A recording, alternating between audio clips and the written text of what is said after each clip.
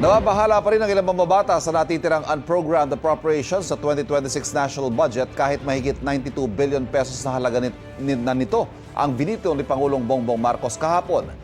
Tiniyak naman ng ehekutibo na may mga probisyon na nagsasabing hindi pwedeng makialam o mamagitan ng mga politiko sa pamahagi ng mga ayuda. Narito ang aking unang balita. Napirmahan ni Pangulong Bongbong Marcos ng halos 6.8 trillion pesos sa pambansang budget para sa 2026. At dahil nabisong bahagi ng mga budget para sa mga nakalipas na taon ay napunta sa mga maanumalyang proyektong pang-infrastruktura. Mahigpitan niyang sinuri ang budget ngayong taon. Binito ng Pangulo ang 7 items sa ilalim ng unprogrammed appropriations na mahigit 92 billion pesos ang halaga. Kabilang naman sa itinera sa ilalim niyan ang pondo para sa AFP modernization, pondo para sa obligasyon ng gobyerno sa mga foreign assisted project, at pondo para sa risk management. We will not allow the unprogrammed appropriations to be misused or treated as a backdoor for discretionary spending.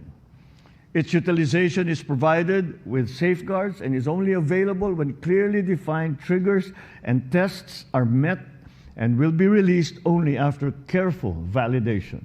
Kailangan natin ma-meet yung requirements or even triggers. One is when we have excess revenue, that's the time that we can also unlock that program appropriations. Approve kay Senador Ping Lacson at 3 natira sa unprogrammed appropriations. Pero si ACT Teachers Party List Representative Antonio Tino naniniwalang posible pa rin ang katiwalian hanggat may natitirang unprogrammed appropriations. Tinawag naman niyang shadow pork ni ML Party List Representative Laila de Lima. Ngayon pa lang, balak na yung questionin ni Caloocan 2nd District Representative Edgar Erice sa Korte Suprema. Ang aking position, all unprogrammed funds in any form are unconstitutional. We're already drafting the petition. Mahalaga din na matuldukan na ito, na ma-define na talaga ng Korte Suprema kung talaga bang ang ganitong uri ng pagbabudget na walang katapat na source of financing ay labag sa ating konstitusyon.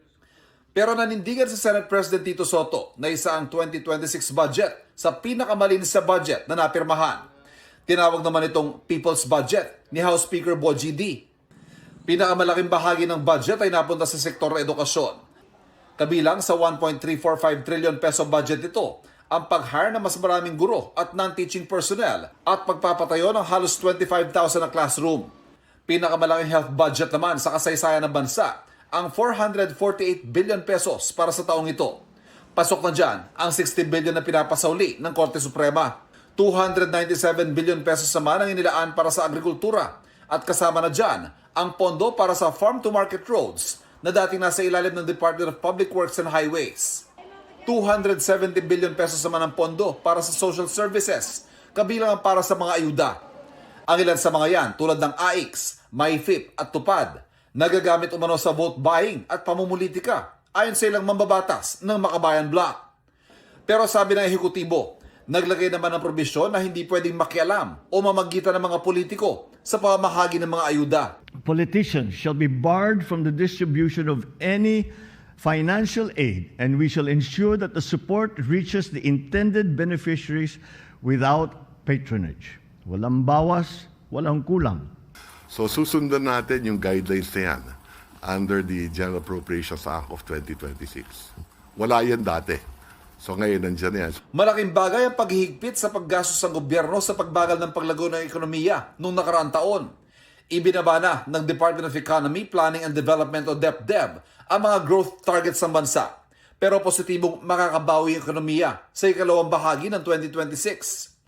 Inaasahan ding maaabot ang target na single-digit poverty rate sa 2028. Mahigit 5 trilyong piso ng halos 6.8 trillion peso budget, popondohan ng buwis at iba pang koleksyon o kita ng gobyerno.